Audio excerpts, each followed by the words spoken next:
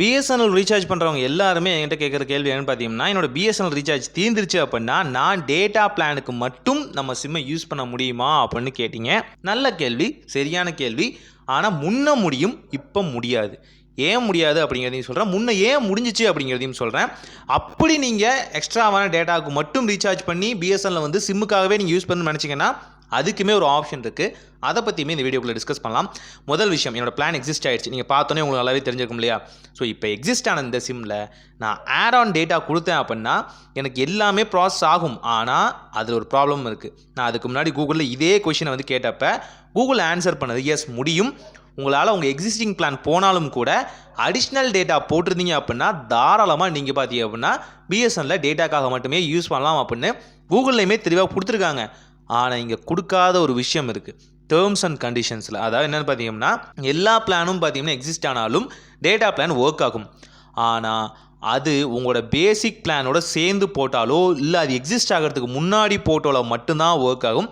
இல்லை அப்படின்னா இந்த ரீசார்ஜ் பிளான் உங்களுக்கு சப்போர்ட் இல்லை, இந்த நம்பருக்கு நாங்கள் ரீசார்ஜ் பிளானை கொடுக்கல அப்படின்னு சொல்லி ஒரு நோட்டீஸ் வரும். ஸோ இது மூலிமா பார்த்தீங்க அப்படின்னா நம்மளால் அந்த அடிஷ்னல் டேட்டா ஆட் ஆன் டேட்டாவுக்கு வந்து ரீசார்ஜ் பண்ண முடியாது. இது பிஎஸ்என்எலுக்கு ப்ராப்ளம். ஃபஸ்ட்லாம் அப்படி இல்லை. இப்போ டிஜிட்டலைஸ் ஆனதுக்கப்புறம் நிறைய யூசர்ஸ் வந்ததுக்கப்புறம் பார்த்தீங்கன்னா இந்த பிளான்ஸ் எல்லாமே அப்டேட் பண்ணியிருக்காங்க. இந்த மாதிரி டேர்ம்ஸ் அண்ட் கண்டிஷன்ஸ் அப்டேட் பண்ணியிருக்காங்க. இது பிஎஸ்என்எலோட செல்ஃப் கேர் ஆப்குள்ளேருந்து மட்டும் இல்லை, வேறு எந்த தேர்ட் பார்ட்டி ரீசார்ஜ் ஆப்ஷனை நீங்கள் சூஸ் பண்ணாலும் அந்த விஷயங்கள் சப்போர்ட் ஆகவே ஆகாது. இதுதான் அங்கே ஒரு பெரிய பிரச்சனையும் கூட. ஆனால் இப்படி சப்போர்ட் ஆகிறதுக்கு ஒரு வழி இருக்குது.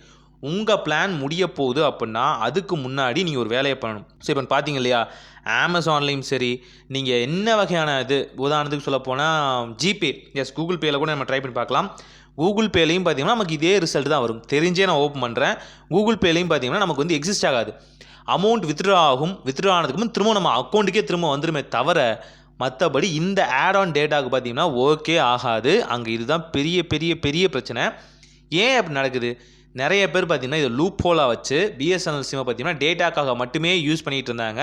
அதை கண்டுபிடிச்ச பிஎஸ்என்எல் அப்படியா விஷயம் இருங்கடா அப்படின்னு சொல்லிட்டு அந்த பிளானை மட்டும் பர்டிகுலராக வந்து டார்கெட் பண்ணி எடுக்க ஆரம்பிச்சுடுவாங்க.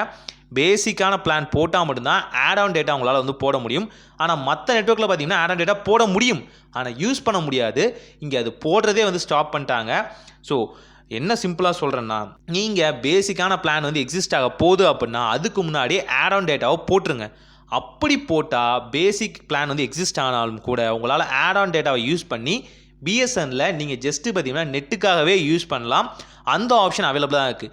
அதாவது ஒரு பிளான் முடிய போகுது அப்படின்னா கடைசி ஒரு 3 நாள் 2 நாளைக்கு முன்னாடி அடிஷ்னல் டேட்டாவை மட்டும் போட்டுக்கோங்க. ஆட் ஆன் டேட்டாவிலையோ இல்லை ஸ்பெஷல் ரீசார்ஜ் ஆப்ஷனில் டேட்டாவுக்கு மட்டுமே ஆப்ஷன் இருக்கும் இல்லையா, அதை நீங்கள் ஆட் பண்ணிட்டீங்க அப்படின்னா உங்கள் கரண்ட் பிளான் முடிஞ்சாலும் கூட இந்த டேட்டா பிளான் வந்து எக்ஸிஸ்ட்டில் இருக்கும். ஸோ நீங்கள் ஈஸியாக வந்து டேட்டாவுக்கு யூஸ் பண்ணிக்கலாம். இன்னும் ஏகப்பட்ட அப்டேட் பிஎஸ்என்எல் வந்திருக்கு, அதெல்லாம் பார்க்கலாம் அடுத்தடுத்த வீடியோவில். ஒரு நல்ல மாற்றம் இனிதாய் நடக்கட்டும்.